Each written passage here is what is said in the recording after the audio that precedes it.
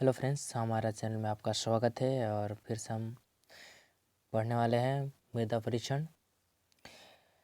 दोस्तों, मुझे सपोर्ट की बहुत ज़रूरत है और मैं एक नया यूट्यूबर हूं और मेरे सब्सक्राइबर भी बहुत कम है और मेरी वीडियो भी बहुत कम लोगों के पास पहुंच रही है। तो मैं आप लोगों से आग्रह करना चाहूँगा कि प्लीज़ मुझे सपोर्ट कीजिए। और मुझे सपोर्ट करेंगे तो आपको भी फ़ायदा मिलने वाला है और आपको भी लगातार आपको इस तरह की वीडियो मिलते रहेंगे। मैं ही चाहता हूँ कि मेरा चैनल भी ग्रोथ हो और आप लोग का पढ़ाई भी अच्छे से समय के अनुसार हो सके। तो चलिए लेट ना करते हुए वीडियो की स्टार्ट करते हैं। तो आज का हमारा जो टॉपिक है मृदा परीक्षण है ना, यानी सॉइल टेस्ट। देखिए, खेती करने के लिए उससे पहले मृदा का टेस्ट किया जाता है कि हमारे खेत में किस प्रकार की मृदा है और क्या उपयोगी है या नहीं, या फिर और कुछ करवाना पड़ेगा। तो आज हम लोग इसी सब के बारे में बात करने वाले हैं। तो चलिए स्टार्ट करते हैं वीडियो को। कुछ टॉपिक दिया हुआ यहाँ पे।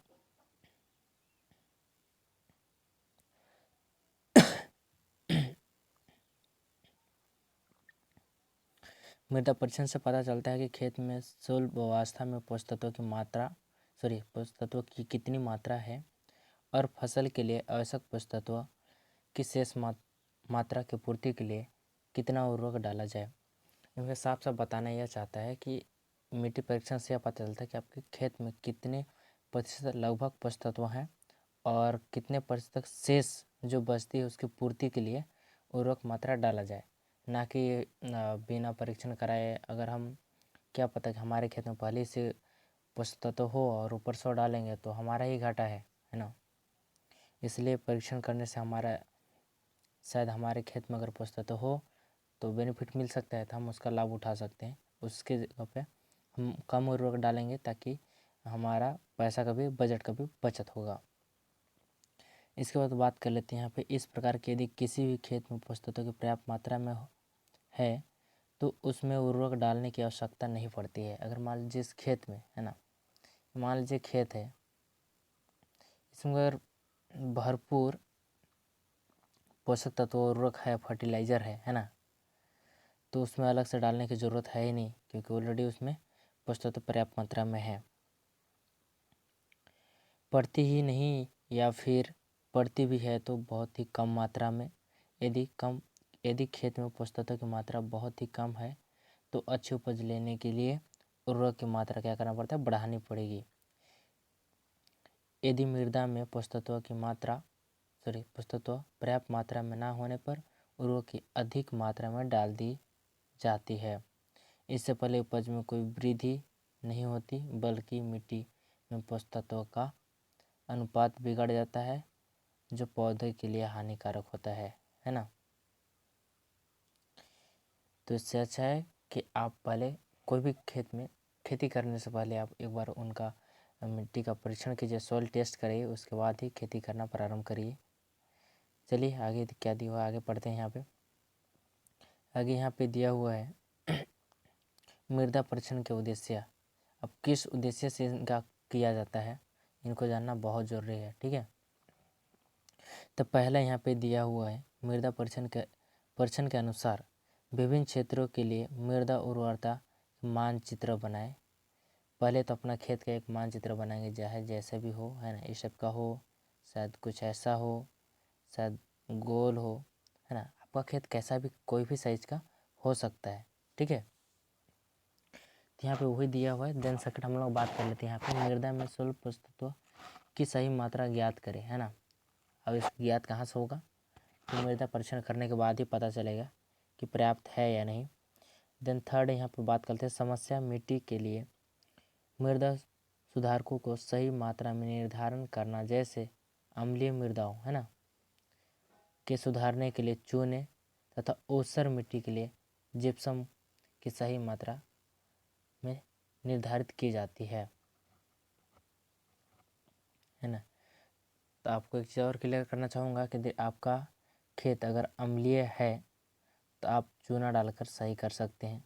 लेकिन अगर आप में अगर क्षारीय है, क्षारीय मतलब ऊसर, है ना, तो आपको जिप्सम डालना पड़ेगा ना। जिप्सम डालेंगे उसकी सही मात्रा में, तो आपकी जो है क्षारीय मिट्टी जो है सुधर जाएगी, वो उदासीन हो जाएगी, जिससे आप खेती करने के लिए उपयोगी हो जाएगा। उसके बाद बात कर लेते हैं यहाँ पे चौथा, मृदा परीक्षण के आधार पर फसल की आवश्यकता अनुसार उर्वरक को सही मात्रा में निर्धारण करना आवश्यक है। ठीक है। इसके बाद थर्ड बात कर लेते हैं यहाँ पे, चलिए थर्ड बोल रहा हूँ, मृदा नमूना लेने की वैज्ञानिक विधि है ना। जब लेंगे तो उनकी कुछ विधि है, उन विधि को, उन नियमों को पालन करना बहुत ज़रूरी है कि खेत को किस किस कोना से और कैसा मिट्टी उठाना चाहिए, शायद इसी के बारे में उन्होंने बताया होगा। तो चलिए हम लोग आगे पढ़ते हैं। तो यहाँ पे बताएं, मिट्टी का नमूना किसी लेने वाले यंत्र है ना, जैसे खुरपी की ज़रूरत पड़ेगी या फावड़े, है ना। जब मिट्टी खोदने जाएंगे तो आपको खुरपी या फावड़ा लेने की ज़रूरत पड़ेगी, है ना। खुरपी जो होती है कुछ इस प्रकार की होती है ना। अब फावड़ा तो जानती हैं, यानी खुदरा,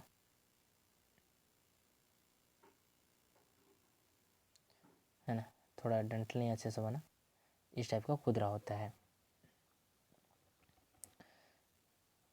तो यहाँ पे बात कर लेते हैं हम लोग की सहायता से कृत किया जा सकता है।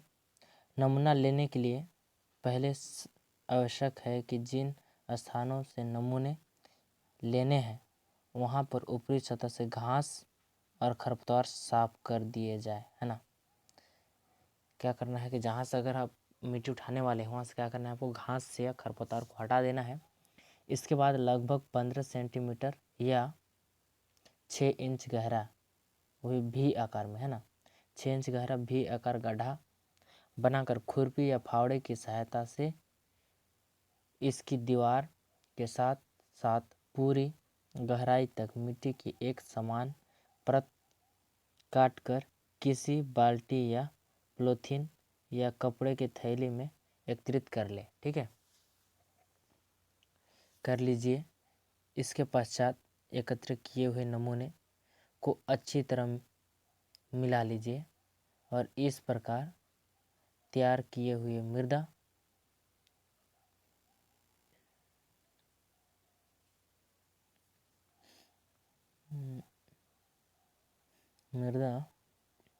नमूनों को छाया में सुखा देना है। कहाँ सुखाना है? छाया में सुखाना है। ठीक है, छाया में सुखाने के बाद धूप, उसमें धूप नहीं लगना चाहिए। क्या बोल रहे हैं, इसमें धूप नहीं लगना चाहिए।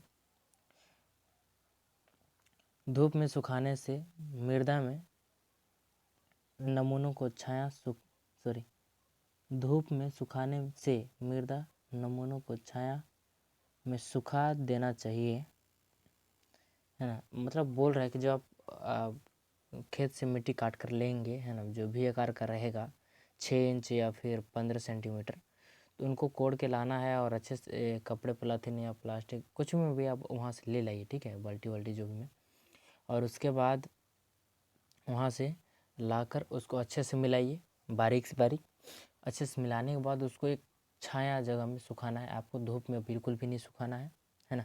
अगर धूप में सुखाएंगे तो शायद उसकी पोषक की मात्रा है शायद उसमें कम हो जाए या ज़्यादा हो जाए, इसलिए उसको ना गीला जगह में सुखाना है और ना ही धूप वाली जगह में, उसको एक एकदम नॉर्मल जगह पे सुखाना है। ठीक है, धूप में नहीं सूखना चाहिए और धूप में सूखने से मृदा में नमूने में उपस्थित पोषक तत्वों में से अक्षणीय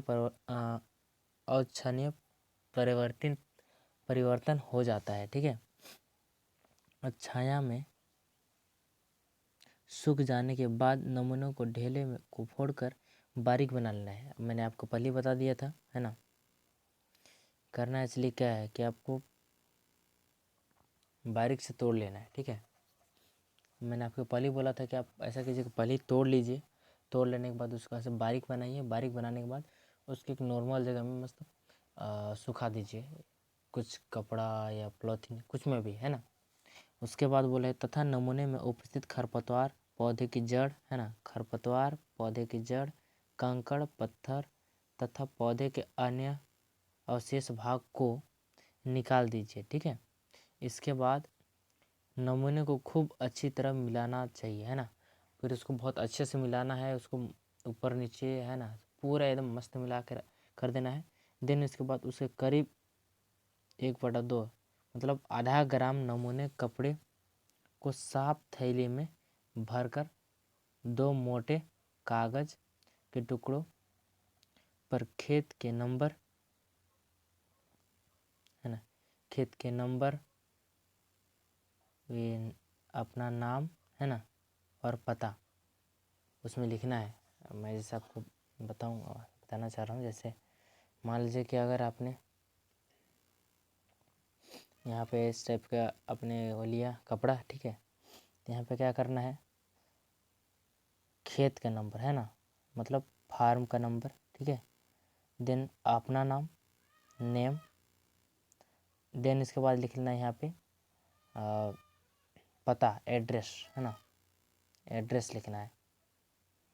तो पहला पे क्या लिखना है, खेत नंबर, अपना नाम, देन थर्ड में लिखना है एड्रेस।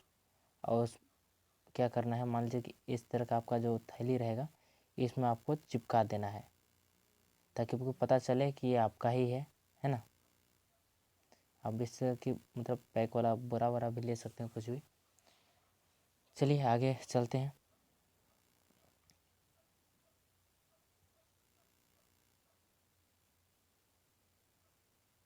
नाम पता लिखकर एक थैली के अंदर डाल देना चाहिए तथा एक टुकड़े के थैले में मुंह बांध देना चाहिए, है ना। एक टुकड़े थैले के मुंह पर बांध देना चाहिए और इसके बाद एक ही सूचना पत्रों को साफ साफ भर देना चाहिए। उसमें मैंने बताया कि सूचना पत्र कैसे लिखना है, ठीक है, साफ साफ भर देना चाहिए। और सूचना पत्र तथा नमूने पार्सल द्वारा अथवा स्थानीय प्रसारकर्ताओं के द्वारा या स्वयं जाकर समीपस्थ मृदा परीक्षण प्रयोगशाला में जमा कर देना चाहिए। और आपको और क्या मैं और कुछ बताऊंगा, जो इसमें कुछ बातें हैं जो इसमें नहीं बताई हुई है, आपको लास्ट में बताऊंगा। वीडियो के लास्ट तक बने रहेगा।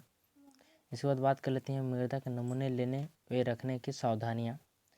पहला जो है, मृदा नमूनों को उर्वरक बोरों के पास नहीं रखना चाहिए, है ना। मान लीजिए अगर खाद का बोरा है तो ये सब बोरे के पास ये सबको बिल्कुल भी रखना नहीं है। दूसरा बात करते हैं, मृदा नमूनों को बैटरी आदि से अलग रखना चाहिए, है ना। जब गाड़ी, बस, ट्रक, बाइक या किसी का भी बैटरी हो, उनके सामने भी रखना नहीं है। तीसरा, मृदा नमूनों को उर्वरक के बोरों पर नहीं रखना है। मान लीजिए कि अगर आपने जो नमूना लिए हैं मिट्टी का, वो वाला जो बोरा है वो बोरा उर्वरक का नहीं होना चाहिए एक भी, है ना। फिर चौथा बात कर लेते हैं, खाद के गड्ढे या मेड़ या ब्रिज के नीचे से नमूना एकत्रित नहीं करना चाहिए। अगर आपने अगर खेत के गड्ढे या मेड़ या कोने या नीचे के नमूने लिए हैं तो बिल्कुल ऐसा लेना नहीं है। आपको ऐसे जगह से लेना है जहाँ पे नॉर्मल जगह पे है ना। दिन यहाँ पे पांचों बात कर लेते हैं, बिना सुखाए नमूने प्रयोगशाला में नहीं भेजना चाहिए, है ना। आपको मैं पहले ही बता दिया था कि उसको बारीक से तोड़ लेना है, फिर सुखा लेना है, सुखा लेने के बाद ही भेजना है। यहाँ पे छठा बोला है कि तैयार किया हुआ नमूना खुला नहीं छोड़ना चाहिए। जब आपका नमूना तैयार हो जाता है तो उसको खुला बिल्कुल भी नहीं छोड़ना है, उसको मुंह बांध देना है और अपना टैग लगा देना है अपना नाम का, ठीक है। यहाँ पे कुछ प्रयोगशाला में मृदा नमूने का परीक्षण कुछ दिया हुआ है यहाँ पे। तो पहला जो है, प्रयोगशाला में मृदा नमूने के परीक्षण में निम्न परीक्षण किए जाते हैं। पहला, है ना, पहला जो दिया था और दूसरा पे दिया हुआ है यहाँ, मृदा गठन। इस परीक्षण से मृदा की किस्म पता चलता है कि कौन सा किस्म का है। तो मृदा रेतीली, दोमट अथवा चिकनी है ना। तो ये भी पता चलता है कि चिकनी है कि दोमट है या, है ना। तो ये सब पता चल जाती है। इसके बाद बात कर लेते हैं थर्ड पीएच मान, है ना। यहाँ से पीएच मान भी ज्ञात कर लेते हैं मृदा के इस परीक्षण से अम्लीय क्षारीय, है ना। पीएच मान से क्या पता चलता है, अम्लीय क्षारीय का पता चलता है, जो प्राकृतिक जानकारी होती है, ठीक है।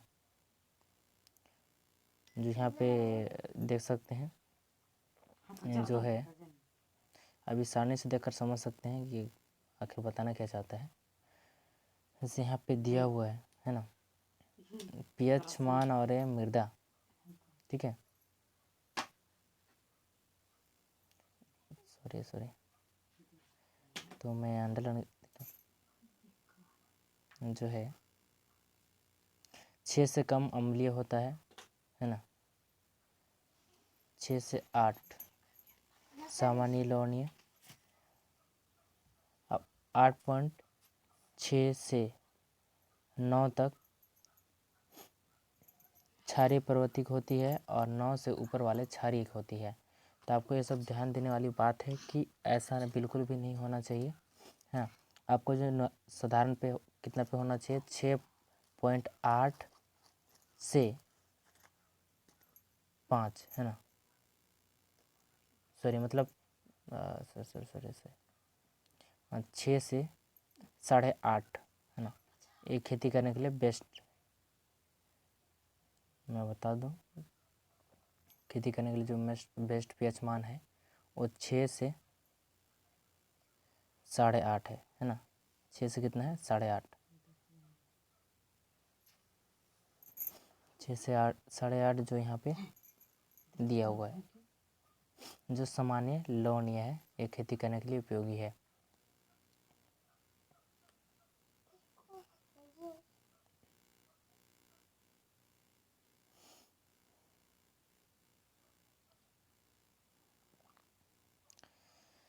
यहाँ पे तीसरा टॉपिक दिया हुआ है मृदा लवणता, है ना।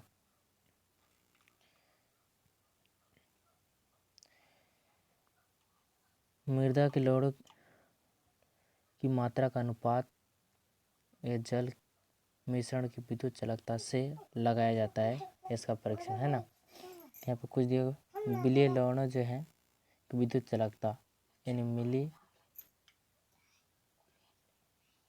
तो सामान्य जो है 1 से कम है। अंकुरन के लिए दोषी ग्रोह है 1 से 2। लवणता ना सहने वाली फसलों की वृद्धि 2 से 4। वृद्धि के लिए दोषी ग्राही है, इसका दिया हुआ नहीं है, यह मतलब 4 से ऊपर ही होगा। और अधिकांश फसलों के लिए हानिकारक जो 4 से ऊपर होती है। इसके बाद चौथा यहाँ दिया हुआ है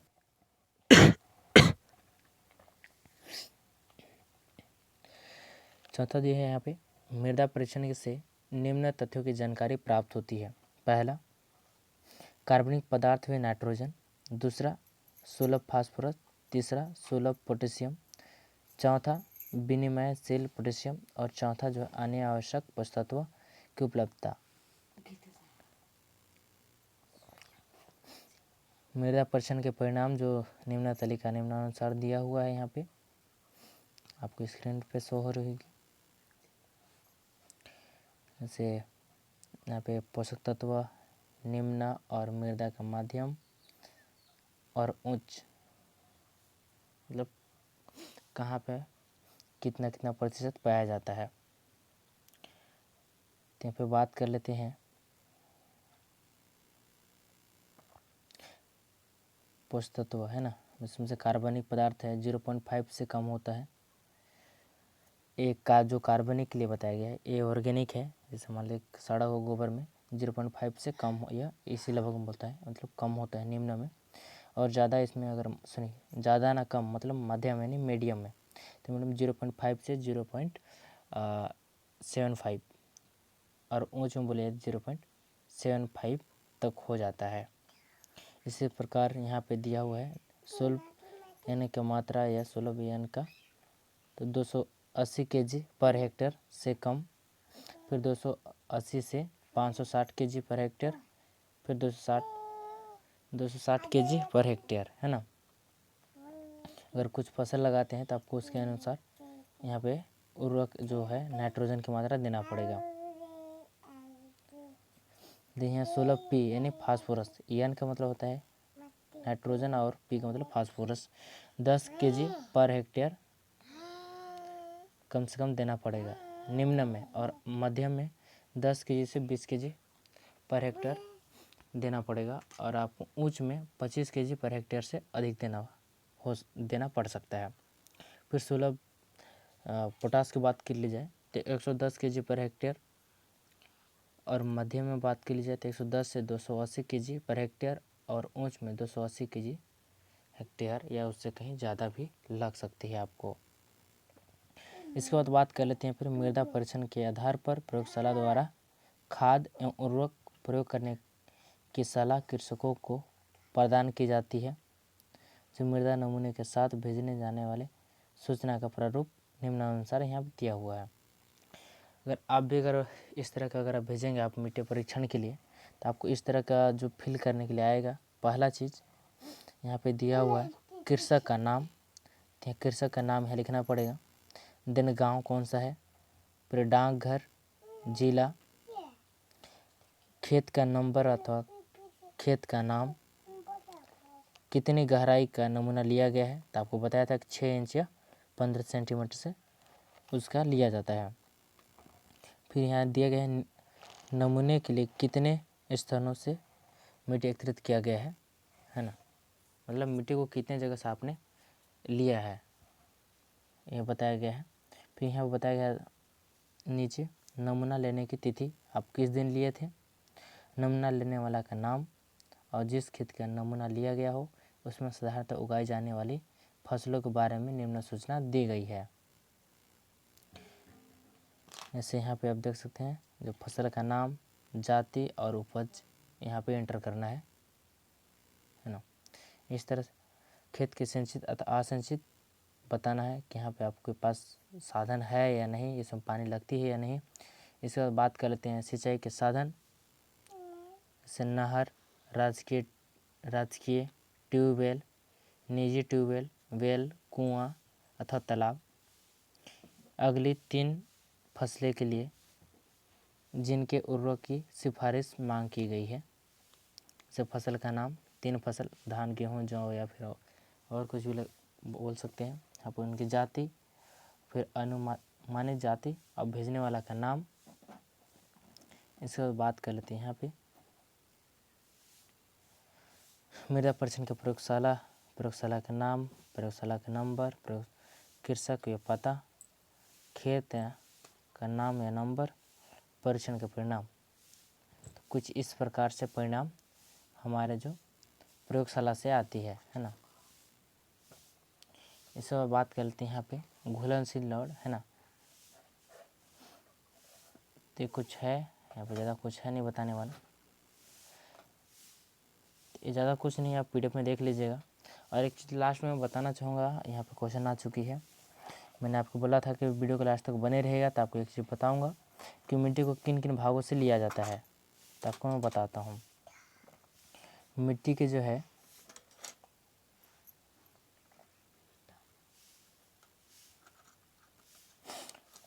5 भागों से लिया जाता है। एक यहाँ, यहाँ, यहाँ और यहाँ है ना, मतलब चारों कोना प्लस 20 से।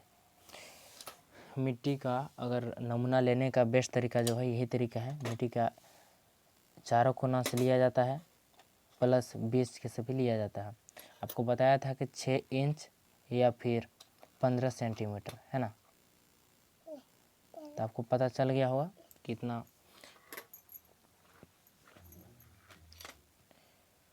तो आज के लिए इतना ही, बहुत बहुत धन्यवाद यहाँ तक वीडियो देखने के लिए।